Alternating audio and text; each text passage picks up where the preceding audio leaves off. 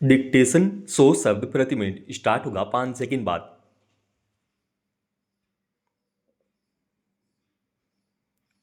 Start. इसमें कोई दो राय नहीं कि तेजी से डिजिटल होती दुनिया में साइबर फर्जीवाड़ा तथा इससे जुड़े अन्य अपराधों ने एक जटिल शक्ल अख्तियार कर ली है और उससे निपटने के लिए ठोस उपाय जरूरी है।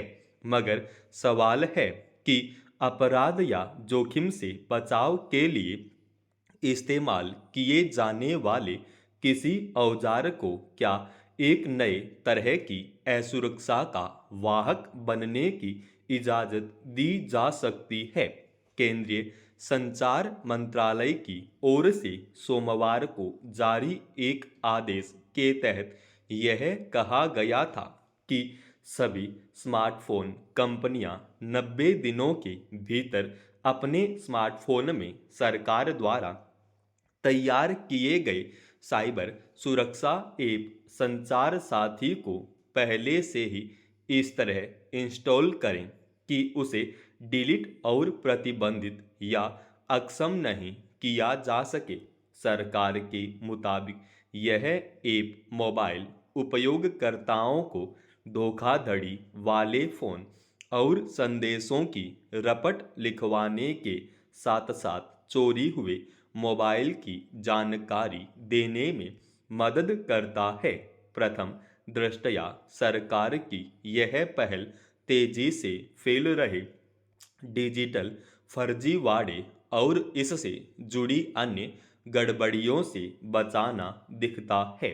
मगर किसी भी स्मार्टफोन की बाकी सुविधाओं तक इस ऐप की पहुंच और इसके काम करने के तरीके के संबंध में जैसे तथ्य सामने आए हैं उसे लेकर स्वाभाविक ही इसका तीखा विरोध शुरू हो गया है। यों संचार साथी ऐप पहले से ही इंटरनेट पर सर्च इंजन पर मौजूद है, लेकिन अब तक इसे उपयोगकर्ता स्वैच्छिक तौर पर ही अपने स्मार्टफोन में डाउनलोड करते रहे हैं। ताज़ा आदेश में जिस तरह इसकी अनिवार्यता को लागू करने की बात कही गई, इसके बाद सरकार के इस फैसले पर सवाल उठे हैं।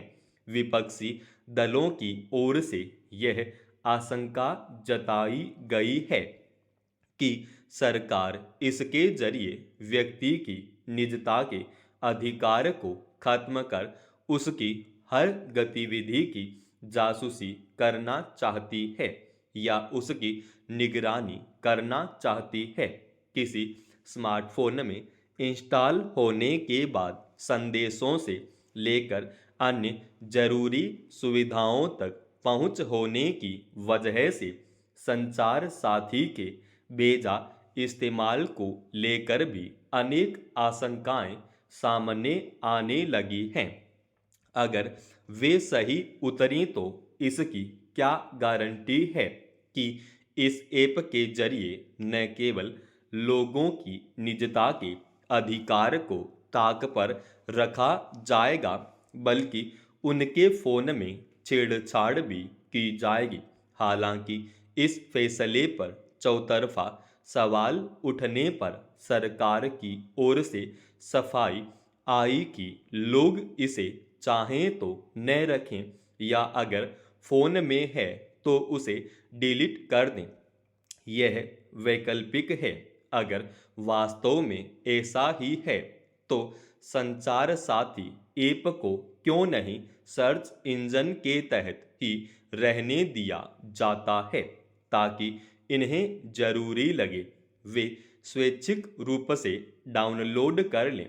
फिर अगर डिजिटल फर्जीवाड़े या अन्य साइबर अपराधों से लोगों की सुरक्षा के लिए ऐसे आदेश जारी किए जाते हैं तो इसके बजाय तकनीक तथा उसके उपयोग को लेकर देश भर में व्यापक प्रशिक्षण और जागरूकता का अभियान क्यों नहीं चलाया जाता। अपराधियों को पकड़ने में भी आधुनिक तकनीक आज कारगर भूमिका निभा रही है। एक समस्या स्मार्टफोन कंपनियों के सरकार के फरमान पर राजी होने को लेकर भी आ सकती है। यूं भी यह विचित्र है कि नागरिकों के स्मार्टफोन में कोई ऐसा ऐप रखना अनिवार्य बनाया जाए जिसे लेकर आशंकाएं उभर रही हों कि वह ऐप लोगों को कितना साइबर अपराधों से बचाएगा और किस स्तर पर जोखिम का वाहक बनेगा। चंडीगढ़ देश का एक नियोजित शहर है। यहाँ की सड़कों से लेकर आवासीय क्षेत्रों को व्यवस्थागत तरीके से विकसित किया गया है। रहने की लिहाज से यह शहर आज भी लोगों की प्राथमिकता सूची में दर्ज है। इसकी सूरत तो आज भी आकर्षक बनी हुई है, लेकिन सीरत पिछले कुछ वर्षों से बदल रही है। जिस शहर को कभी शांत प्रिय माना जाता था, अब वहां अराजकता के पांव पालने से बाहर आने लगे हैं। गिरोहबाज बेखौफ होकर सड़कों पर अपराध को अंजाम देने लगे हैं। चंडीगढ़ के सेक्टर 26 में सोमवार की रात एक व्यक्ति की सरेआम गोली मारकर हत्या कर देने की वारदात से शहर की कानून व्यवस्था पर कई सवाल खड़े हो गए हैं। पुलिस का कहना है कि यह घटना गिरोहबाजों की आपसी रंजिश का परिणाम हो सकती है, क्योंकि मृतक व्यक्ति कभी गिरोहबाज लॉरेंस बिश्नोई का करीबी हुआ करता था और वह अब किसी दूसरे गिरोह के लिए काम कर रहा था। गौरतलब है कि गिरोहबाज लॉरेंस बिश्नोई पिछले काफी समय से जेल में बंद है और अब उसके भाई अनमोल बिश्नोई को भी सुरक्षा एजेंसियों ने अमेरिका से प्रत्यर्पित कर गिरफ्तार कर लिया है। ऐसी खबरें भी आई हैं कि लॉरेंस जेल से ही अपने गिरोह को संचालित कर रहा है। अगर ऐसा है तो यह भी संभव है कि इसमें कई स्तरों पर लापरवाही बरती जा रही हो या फिर सुरक्षा एजेंसी के कर्मियों की मिली भगत हो। चंडीगढ़ में जो वारदात हुई है उसने भी पुलिस की कार्य प्रणाली पर एक बार फिर सवालिया निशान लगा दिया है।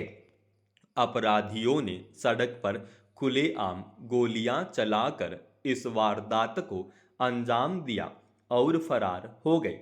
आखिर क्या वजह है कि चंडीगढ़ जैसे शहर में भी अपराधी इस तरह सड़कों पर बेखौफ घूम रहे हैं? पुलिस के मुताबिक मृतक सेक्टर 33 में ही रहता था और उसके खिलाफ पहले से कई आपराधिक मामले दर्ज हैं। सवाल है कि अगर वह वांछित अपराधी या और शहर में ही रह रहा था तो पुलिस अब तक उसे अपनी गिरफ्त में क्यों नहीं ले पाई।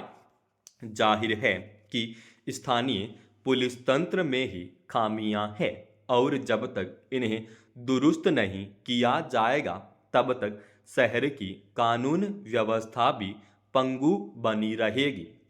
समाप्त। दोस्तों, रोजाना ऐसे ही एडवांस डिक्टेशन के लिए चैनल को आप अभी सब्सक्राइब कीजिएगा और आज के इस डिक्टेशन का पीडीएफ फाइल हमने हमारे Telegram channel study with HP Swami पर डाल दिया है, जिसका लिंक इसी वीडियो के डिस्क्रिप्शन में डाल रखा है।